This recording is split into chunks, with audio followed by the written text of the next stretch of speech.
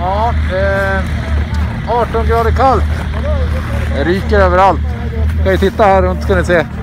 Alla håller på att göra sig klara för att åka iväg. Sista dagen på snowshoot. Vi ska vara klara här ungefär vid lunch. Vi har lite filmande kvar att göra och lite sådär. Sen så ska vi åka till Salt Lake City. Men först ska vi ta en liten tur upp till Lions Head heter det. Ett jättefint ställe, ligger högt upp. Kan väl hänga med dit.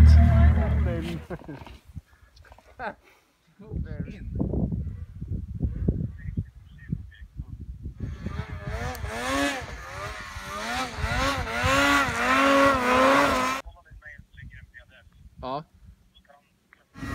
Nu är vi på Lions Head och grejer lite. För någon dag sedan då var vi och körde såna här snowbikes. Vi ska få prata eller lyssna i alla fall på en av konstruktörerna bakom det där. Klipper över till det. Ja, vi står mitt ute i vildmarken i West Yellowstone. Står här med lite snowbikes som vi har varit ute och kört. Helt fantastiskt. Och jag står här med en som jobbar på Timbersled. And your name is? My name is Nick Bandy. Okay, we're going to do this in English. Perfect. Perfect. So, what do you do at Timbersled? I'm a product specialist for Timbersled. Okay, and that means? That means I get my hands in the engineering support and sales and marketing support, and accessories design. And lots of riding? And lots of riding. Comes with the job? Yes. Okay, so how many hours or days a year are you out riding? Oh geez, I don't know. I get out for work and test ride every once in a while, and then I just get out and free ride on the weekends every time I get a chance. Okay, but Timbersled, they have their own facilities. So it's not like in Polaris facilities. It's, correct. Yeah. Okay. Yeah. So it's in what? We're in northern Idaho. Okay. We've got our own facility there. Timbersled was designed and built in northern Idaho in Sandpoint. That's where we're still at. Okay. Yep. And you have how many different lengths of machines that you have? You can talk about this machine. Yeah. So this is our 2019 SX. So this is kind of our race ready. It's a 120-inch track. So kind of going back to your question on sizes, we have a 120 and a 137. Okay. So the 120 kind of, it's a bit more nimble and more maneuverable. The 137's longer, you get more flotation, more traction. Yeah. It was a big difference. I felt the big difference immediately. So. Yeah, but you know, the 120 is still extremely capable. It still, like you saw out there in the soft snow, it still goes through this stuff really well. But then when you get in the tight trees, it just maneuvers through it really, really easily. Yeah. The 137 gets more traction, flotation. You can still maneuver through this stuff just fine, but this guy, like especially the SX, that's what it's designed for, is getting out on the racetrack, going through these corners around these whoops and hammering through them. It's got reinforced side plates and frame standoffs. So we're pretty excited about it this year. Yeah.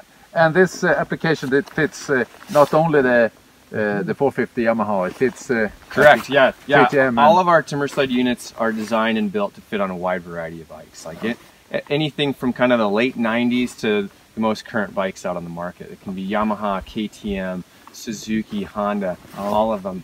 Pretty much anything from a 250cc 2-stroke or 4-stroke up to some of the larger 500 enduro bikes.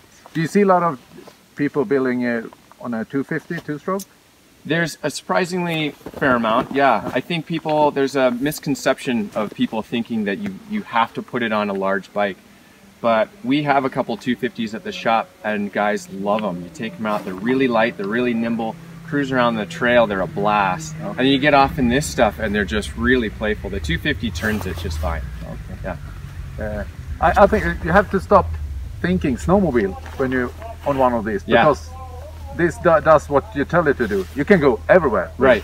Yeah, you can ride the same terrain, you just ride it differently than snowmobiles. And then you can just do a turn, but it's impossible to do a turn even for a normal rider. You can't do a turn there, but on one of these you can do crazy stuff. So in 10 minutes you can do it. Yeah. I was almost not able to go down the hill but then after 30 seconds or 1 minute it was felt a little bit better. So yeah, it doesn't take very long. The learning curve on these is pretty quick.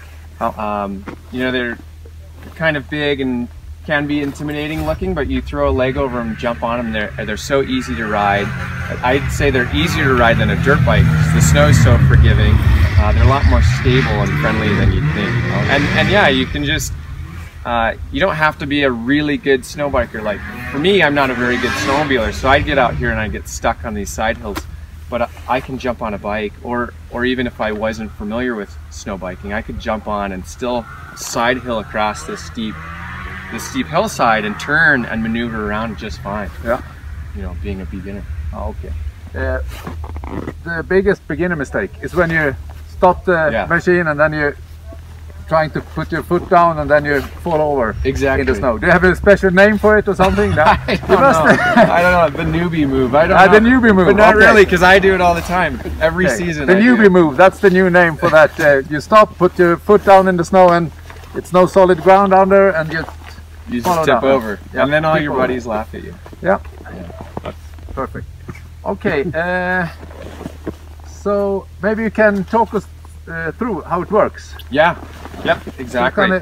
Kanske komma lite närmare. Okay. It's just a stock YC450. Yep. Exactly. So essentially, you need the bike, then you need the timber sled. So when you buy a timber sled, what you get is you get the full timber sled rear skid system, and you get the front ski and spindle. And then depending on the bike that you have, then you order an install kit, because the Yamaha is going to be different than the Honda and different than the KTM.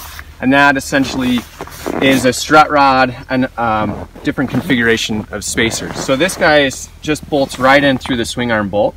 You take out the dirt bike stock rear shock and you replace it with ours. And then you remove the front tire and bolt on the front spindle. It's that easy. It comes with a pre-bled brake system. So you remove your front brake of your dirt bike and you route ours up and it goes right there. So you have consistent braking no matter what bike you put it on. And then as far as accessory wise, we have our timber sled trio that bolts on in about 10 minutes, and that kind of reinforces the front end. Some dirt bikes, especially some of the enduro dirt bikes, the front forks are sprung pretty soft. So when you're ripping around, you do some of those downhill turns, the front end is just a little squishy. So to avoid respringing your forks for snow biking and then back again for dirt biking, you can just get the trio and it bolts on in about 15 minutes. So how do people do it? Do they buy a new motocross bike and then they rebuild it in the summertime for summer use, or do they stay like this when they the sole purpose is to do that, so you have complete convertibility, so you can. But how do people do? How do you? It's starting to turn to where people leave it as a snow bike, and then they get another dirt bike. Okay, yeah. So because it's getting scratched and nasty in the summertime, so this you can use it for several years, and it's like brand new. It doesn't get scuffed up. Okay. Right, exactly. Yeah. Okay. Oh, thank you very much for this walkthrough. Thanks.